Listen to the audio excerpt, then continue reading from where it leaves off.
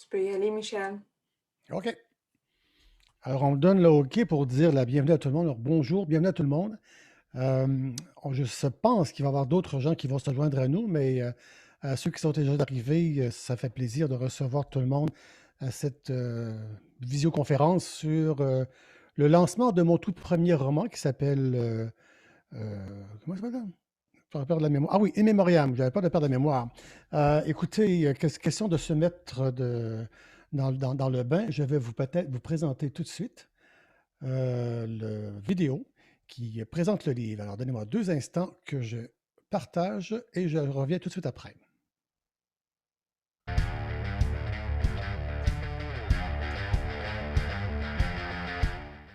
Docteur Philippe Dorren, jeune neurologue prodige, consacre sa carrière à la maladie d'Alzheimer. Sa seule motivation sera de prouver l'innocence de son père qui souffre de cette terrible maladie, d'allégations de complot d'attaque terroriste qui a coûté la vie à sa mère. Faisant fi des règles éthiques et morales, ces méthodes innovatrices mais controversées attirent quand même l'attention d'une société privée qui lui fournira le budget nécessaire, mais aussi un nouveau patient mystérieux. Réussira-t-il à trouver le véritable terroriste dont l'identité se cache quelque part dans les ténèbres cérébrales de ces 2 patients?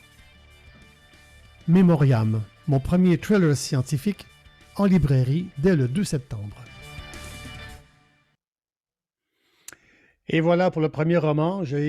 Avant d'aller dans le cœur du sujet, j'aimerais souhaiter la bienvenue aussi à 2 collègues, 2 amis qui sont proches depuis longtemps. Frédéric Quelcal, qui est un journaliste à Saint-Bruno, qui me suit depuis d'autres vies. Et Lorraine Charité aussi, qui est une amie de longue date, qui a participé au projet. Des membres de l'équipe des presses de l'Université d'Ottawa, Mélanie, Mireille, et puis au public qui se joint à nous et qui va continuer à se joindre à nous. Merci de prendre le temps de venir jaser, poser vos questions. Je pense que les questions peuvent être envoyées. Peut-être que Mélanie pourra me donner un coup de main sur la technicalité.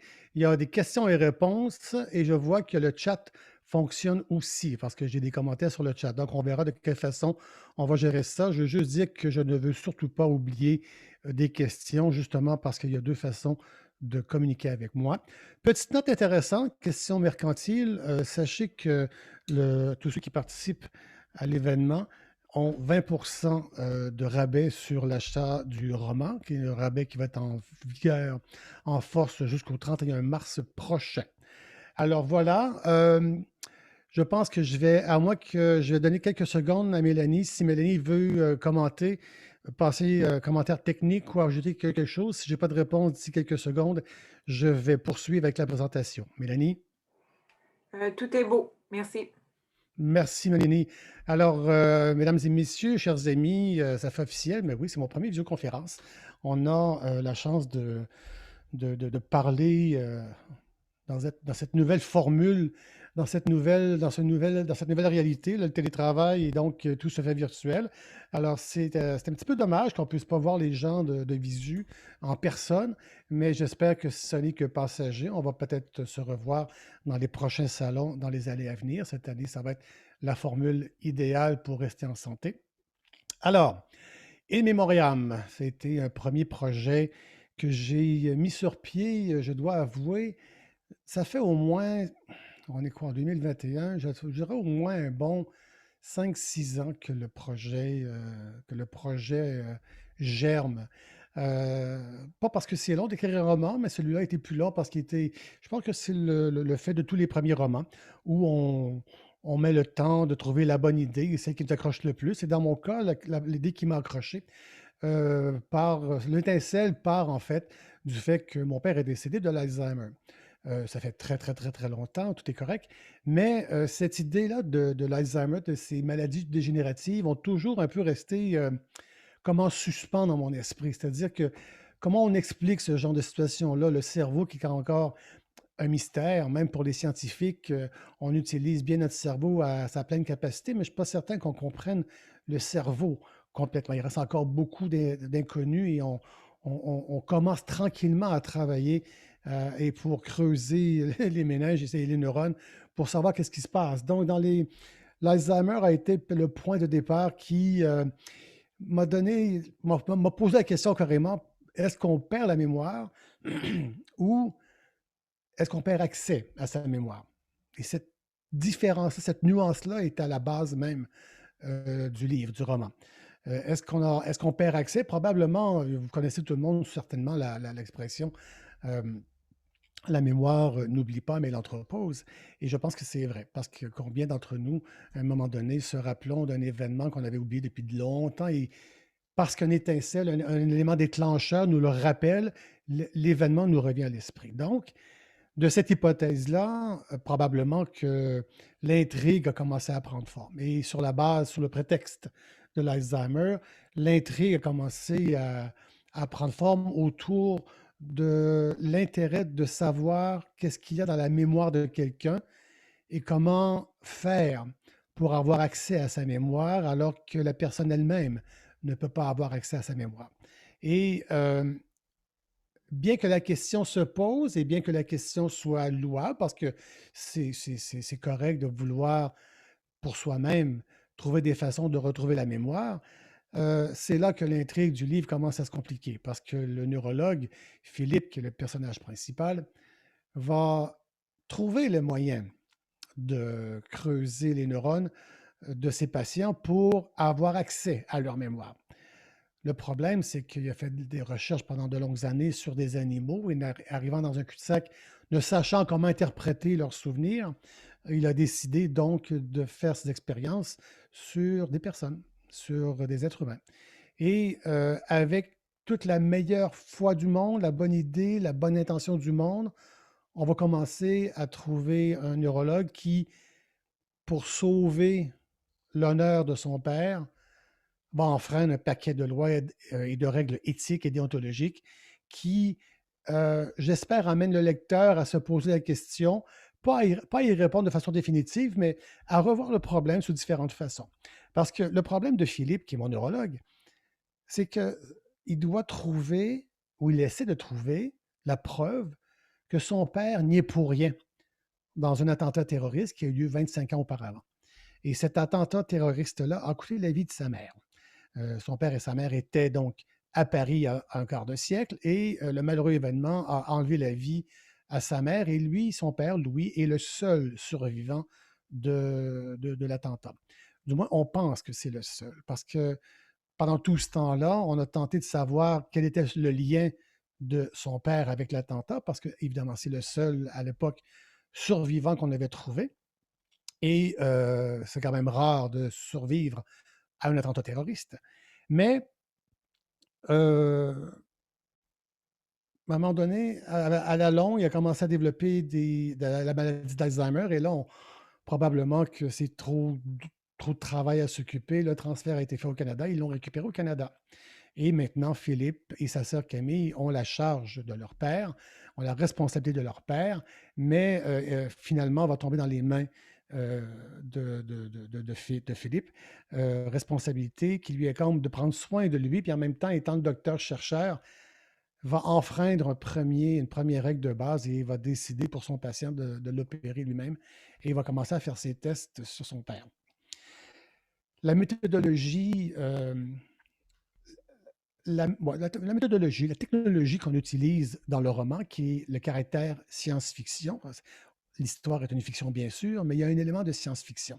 Et pourquoi j'insistais pour avoir un élément de science-fiction? Probablement parce qu'elle n'existe pas encore et la mémoire demeure un sujet d'intérêt, je dirais, international. Mais je voulais absolument me permettre de lancer des questions et lancer des messages sur lesquels le lecteur est amené à se poser des questions.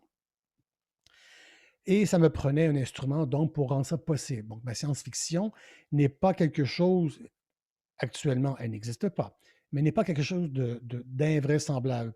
J'aime croire que le caractère science-fiction, technologie fictive du roman, demeure un tant soit peu vraisemblable. L'anecdote que je lance toujours lorsque je parle de cette science-fiction, je parle de Star Trek, lorsque dans les années 70, on trouvait assez exceptionnel que le capitaine pouvait parler à quelqu'un dans un petit appareil qui était dans sa main. Or, aujourd'hui, on parle de téléphone cellulaire et c'est d'une banalité enfantine. Donc, la vraisemblabilité, ça n'existe pas, mais je vais l'exister pour aujourd'hui, euh, rend justement le discours possible. Ce qui fait que Philippe a donc la responsabilité de son père, a donc l'audace d'opérer sur la mémoire de son père et donc s'infiltre dans sa mémoire pour tenter de trouver la preuve qui, au moins d'un côté, il a réussi sa technologie parce qu'il a réussi à retrouver des pans de sa mémoire auxquels lui n'avait plus accès, auxquels eux n'avaient pas accès non plus parce que, quand je dis eux, c'est lui et sa sœur, ne pouvaient pas vivre ce que leur père avait vécu, y compris à l'attentat 25 ans avant. Mais pas parce qu'on perce la mémoire de quelqu'un qu'on trouve toutes les solutions. Évidemment, ce genre de technologie est extrêmement révolutionnaire et attire l'attention d'une société privée. Une société privée qui travaille dans le domaine des services de renseignement s'intéresse énormément aux recherches parce qu'on comprend que si quelqu'un est capable de percer la mémoire d'un individu, les retombées scientifiques, mais aussi en matière de renseignement, c'est extraordinaire. D'être capable de trouver l'information qu'on cherche sans avoir à poser la question. C'est là, comme un film, ça se déroule devant vous et on n'a qu'à puiser l'information pour continuer les enquêtes. C'est un rêve pour un service de renseignement qui, donc, va décider de financer le projet et pousser la capacité du docteur à sa limite. Et on lui fournit un autre patient, plus jeune, plus en forme, parce que son père est beaucoup malade et il commence à réagir mal aux opérations, aux expériences carrément de son fils, et va recevoir donc ce patient mystère, ce patient qu'on va appeler Charlie, un bon vieux nom du temps de la guerre. Et parce qu'il est en meilleure forme, parce qu'il est mieux disposé, va commencer à dévoiler aussi ce qui se cache dans sa mémoire. Or, il va s'apercevoir que les deux patients sont liés parce qu'un a aussi participé à l'attentat et c'était celui qui, vraisemblablement, avait mis le sac d'explosifs sur place. C'est une intrigue qui veut que Bon, une intrigue, on a trouvé, comment je pourrais dire? La mémoire a été souvent exploitée en intrigue comme intrigue principale, c'est-à-dire des films ou des livres portaient justement sur la mémoire, l'intérêt de chercher la mémoire et comment est-ce qu'on arrivait à percer la mémoire. En ce qui me concerne, j'utilise le monde de la mémoire, le monde mnémotechnique, comme prétexte. Ça n'empêche pas d'apporter une certaine nouveauté, une certaine innovation, d'où la technologie. Donc, ça me permet d'utiliser un prétexte qui est peu exploité, mais aussi à une sauce différente. Mais aussi, et encore plus, c'est considérant que cette technologie-là existe, considérant qu'il est possible maintenant, dans le livre, de percer la mémoire de quelqu'un, ça ouvre un monde de questions. Et pour vous donner peut-être un avant-goût de ce qui s'en vient, le premier roman commence avec justement cette possibilité de, euh, de faire quelque chose qui n'était pas possible, donc d'avoir accès à quelque chose auquel on n'avait pas accès, mais aussi et surtout de provoquer des choses qui vont déstabiliser notre façon de voir les choses, nos valeurs. Et un des buts, un des objectifs du roman est justement d'amener l'intrigue au lecteur et de l'amener à un peu le choquer peut-être, et c'est fait de bonne foi, c'est pas fait pour le plaisir de provoquer, mais choquer en amenant des avenues, des façons de voir un peu différentes, Je ne défends pas le blanc ou le noir, je ne défends pas le mal ou le bien, je fais simplement soulever le problème et je laisse au lecteur le loisir de faire sa propre idée sur ce qui est correct, ce qui n'est pas correct, ce qui est euh, noble, ce qui ne l'est pas, ce qui est éthique, ce qui ne l'est pas. Toujours cette confrontation entre prendre les moyens pour une bonne cause, quelle est la limite de ces moyens-là, et ainsi de suite. Donc, en résumé, c'est essentiellement l'apport du premier roman, de In Memoriam, où justement notre neurologue va partager ses expériences avec son nouvel ami, Fisher, qui est le responsable de la société privée qui s'occupe de renseignement. Et ensemble, vont tenter à la fois de réussir, mettre à jour cette technologie-là et de la rendre efficace pour arriver à leur fin. Alors, dans quelques minutes, c'était un grand résumé du roman qui, j'espère, a déjà, ceux qui l'ont lu, j'espère qu'ils l'ont apprécié.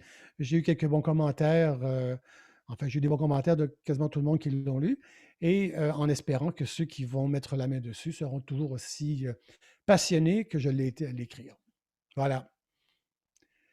Est-ce que je pense qu'il y a des questions qu'on va accepter, soit par chat que j'ai devant moi ou en Excuse-moi, mots. Michel, je veux juste Vas-y, Raphaël. confirmer, le Vas-y. chat est simplement pour les panélistes. Alors, Ah, les participants ont simplement accès au Q&A. OK, OK, OK. Alors, on va prendre.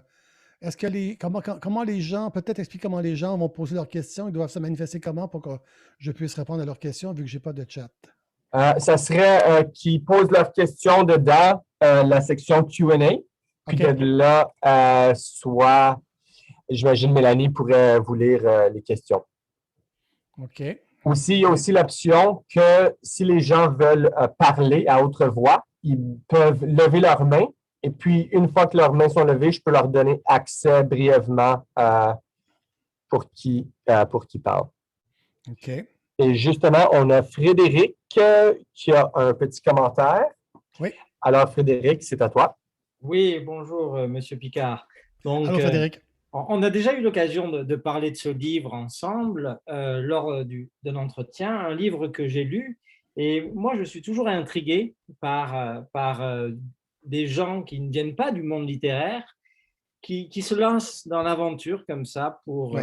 pour écrire un roman. Parce qu'il y a quand même des techniques, il y a quand même un savoir que des gens mettent en pratique pour se faciliter la tâche. C'est pas quelque chose d'anodin d'écrire un livre et d'autant plus un roman qui se tient.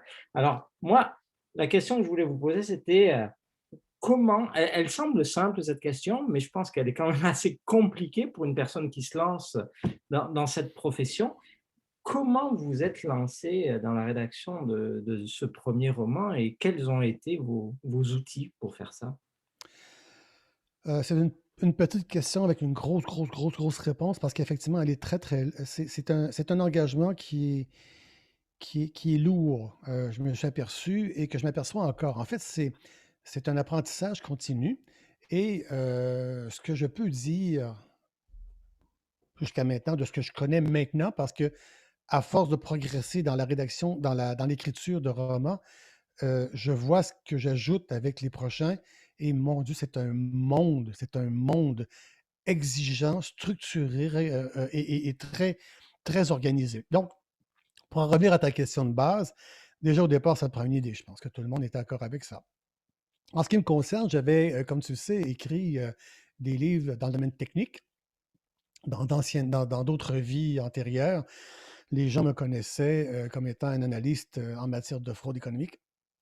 Et donc, j'ai œuvré dans ce domaine-là pendant longtemps et j'ai sorti 2 livres sur la question. Mais écrire un livre technique, au-delà de l'expertise et au-delà du contenu qui est spécifique, euh, je dirais que c'est plus aride dans le processus et dans le résultat parce qu'un livre technique, euh, c'est pas une lecture de chevet, là. C'est plus un livre de recherche que d'autre chose. Mais au moins, il y a là déjà au départ l'idée qui doit au moins germer, si je fais un parallèle entre mon premier livre sur la fraude et In Memoriam, il y a une idée qui a germé. Et après ça, l'intérêt, ou du moins le premier défi, c'est de structurer son idée, de quelle façon je vais la rendre. Et un auteur bien connu, Ludlum, disait que ce n'est pas tant l'idée que la manière dont on la traite. Déjà au départ, ces deux points-là sont accessibles à tout le monde. Et je salue tous les gens qui décident de s'asseoir et de prendre une plume et d'écrire, et de partager leur vue, leur vision, leurs opinions, leurs envies, leurs rêves sur papier. C'est noble, c'est beau, c'est fun, c'est plaisant à lire. Et ça, il n'y a pas de, comment je pourrais dire, il n'y a pas de point de départ qui favorise ou non l'accès à l'écriture. Je viens du milieu policier avant, j'enseignais, j'ai travaillé dans le privé, j'ai terminé ma vie au gouvernement fédéral. J'avais un cheminement qui m'amenait partout sauf à l'écriture.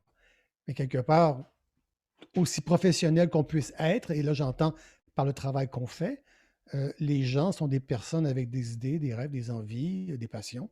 Et cette idée-là m'a été inspirée à la fois par les idées que j'ai eues, aussi à la fois par un très, très grand ami que j'ai côtoyé pendant longtemps, Jean-François Boyer, qui m'a, je dirais, initié au monde de l'écriture il y a plusieurs années. J'allais à l'université à l'époque. Et puis, j'ai trouvé ça passionnant, mais à l'époque trop lourd et inaccessible à mes moyens à l'époque. Et à un moment donné, ben, la première marche la plus importante, je pense, c'est que tu te lances. Et si, déjà au départ, si tu te lances et tu dis, OK, ça marche, je vais écrire mon idée. Si tu écris ton idée en disant, ben, j'espère que je vais faire un Pulitzer ou un prix Goncourt, tu es mieux d'arrêter tout de suite, là, parce que c'est à l'envers, là.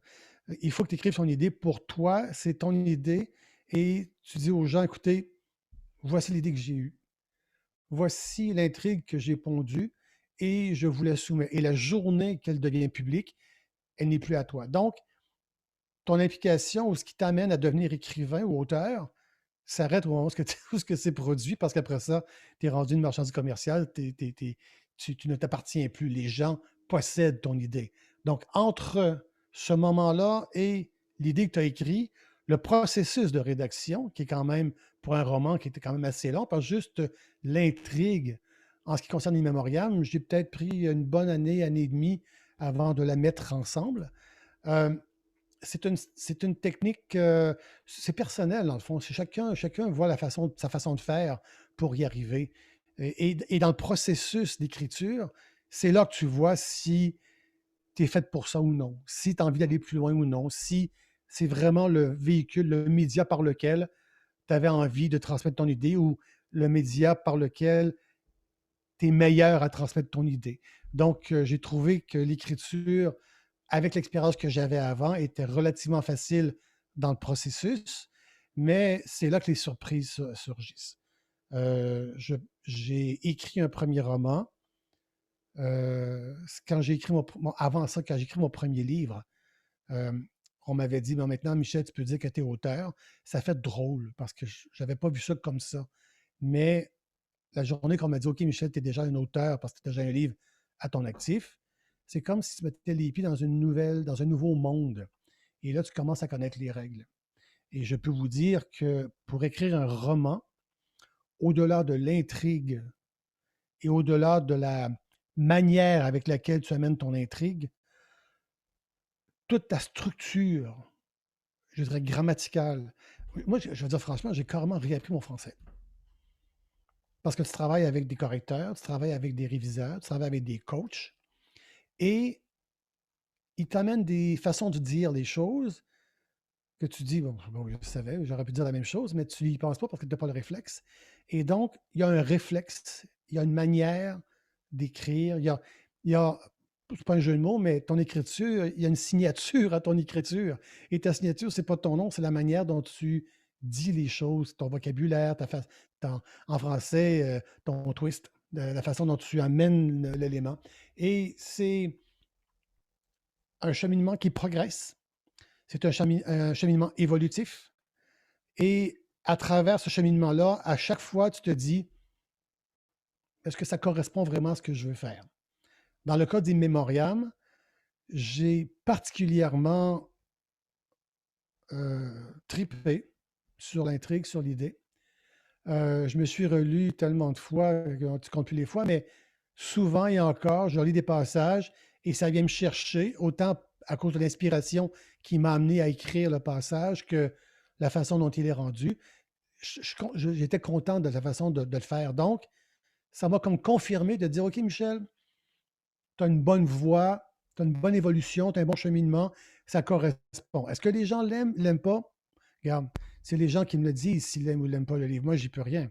Tu fais tu fais ton possible pour écrire du mieux que tu peux et l'intrigue la meilleure possible et avec la façon de l'amener la meilleure possible, la plus originale possible pour te démarquer du lot, parce qu'on s'entend des romanciers, des auteurs, il y en a 13 à douzaine sur les tablettes. Là. Alors, comment est-ce que tu te démarques? Comment est-ce que que tu amènes ta propre signature? Ben, essai-erreur, correcteur, ceux qui lisent, il y a plusieurs personnes qui ont lu le livre, dont Lorraine qui est avec nous. Les gens te disent si ça marche, si ça ne marche pas. Si après une première lecture, les gens se voient, après 10 pages, j'avais déjà trouvé l'intrigue et puis bon, il n'y a aucun intérêt. Le but, c'est pas d'abandonner, mais il faut être convaincu pas mal pour continuer. Alors, quand les choses sont positives et quand les choses sont encourageantes, évidemment, ça accélère ta motivation, ça augmente ta motivation pour aller plus loin. Donc, je ne sais pas si ma réponse était assez courte, Frédéric, mais tu vois, ça fait de la matière pas mal, mais effectivement, c'est c'est un ensemble innombrables éléments qui font en sorte que oui, maintenant, à cette date-ci, à ce moment-ci de ma carrière, de ma vie, où je suis rendu dans mon cheminement, c'est une admirable découverte que j'ai faite et à un point tel que les autres sont en ligne. Le deuxième est complété. On va l'envoyer à l'éditeur bientôt. Et le troisième est en gestation. Donc, tu n'apprends pas ça nécessairement à l'école, mais beaucoup de gens très, très, très compétents peuvent t'aider pour t'assurer d'avoir un bon un bon produit final.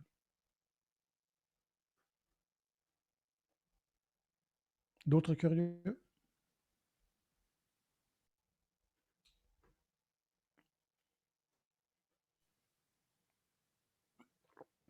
Si je me permets, Vas-y. je vais poser, mais merci pour la réponse. Est-ce que vous avez commencé par présenter ce livre par une vidéo, donc par des images. Ouais. C'est un scénario littéraire que vous avez écrit. Ben, en fait, c'est la façon dont j'écris, moi. Je suis visuel, très, très, très visuel. Et quand j'écris un livre, je vois le film. Et je pourrais faire une bande dessinée, je pourrais faire un dessin, des illustrations, je pourrais faire un dessin animé, je pourrais faire un film. Dans je vois mon roman, je vois toutes mes scènes, je sens les odeurs, je sais la musique qui va avec. J'ai une approche cinématographique de mes romans. En passant, si des gens dans la salle connaissent des producteurs, ce sera le bon temps de leur dire, là, parce que on a un bon produit à vous offrir. Mais faire sa part, c'est vrai. C'est la façon dont j'écris mes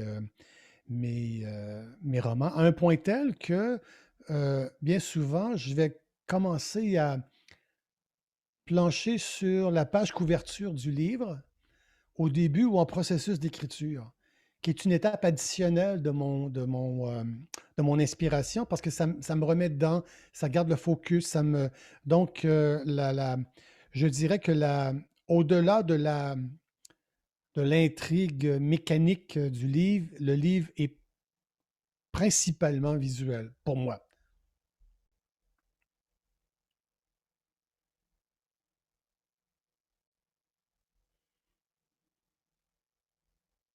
Et ça ferait un très bon film en passant.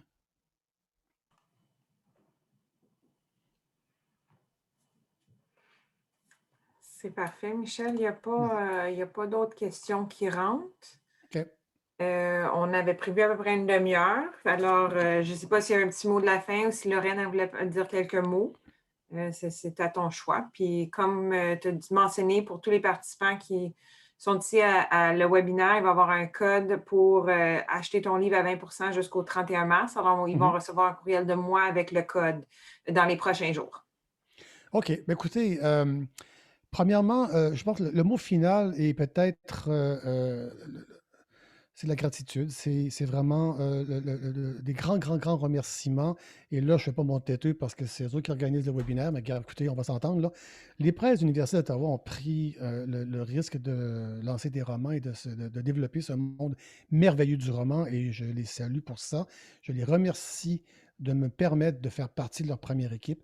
Et je pense on va développer, j'espère, ensemble une relation longue et durable et très plaisante, mais aussi, ça démontre à quel point on croit encore que le roman a sa place, que les auteurs, écrivains, romanciers sont les bienvenus et les presses, comme à moi, on va offrir un véhicule de distribution, une plateforme tout à fait choisie pour être sur le marché.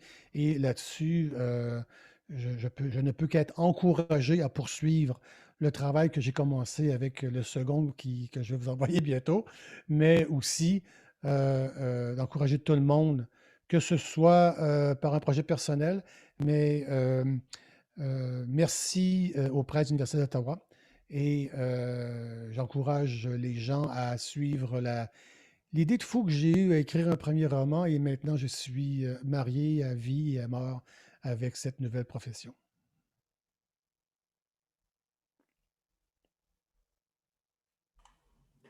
Merci beaucoup, Michel. Merci, Mel. On remercie les participants aussi et au plaisir de vous relire une fois à nouveau. Oui.